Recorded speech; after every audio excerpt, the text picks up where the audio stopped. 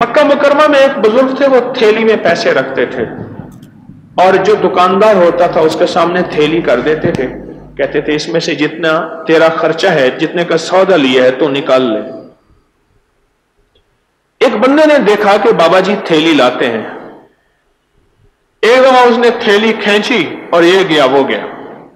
लोगों ने कहा चोर भागो पकड़ो, कहते छोड़ो छोड़ो कोई बात नहीं, ठीक है इसको जाने दो।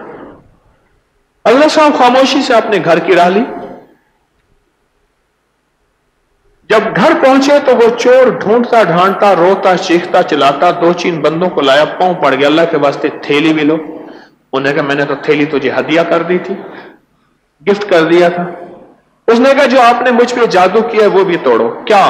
जब मैं थैली लेके गया हूं मैं हर जगह से अंधा हो गया हूं, कोई रास्ता कोई गली कोई मंजिल मुझे नहीं मिलती, बस हर तरफ से मेरी आंखों के सामने अंधेरा है, मैं अंधा हो गया हूं।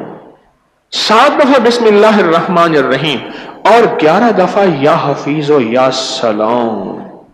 इस वीडियो को लाइक और शेयर करें। अब करी YouTube चैनल को जरूर सब्सक्राइब करें और बेल आइकन पर क्लिक करना ना भूलें ताकि चैनल पर आने वाली हर वीडियो आपको फौरन मिल सके।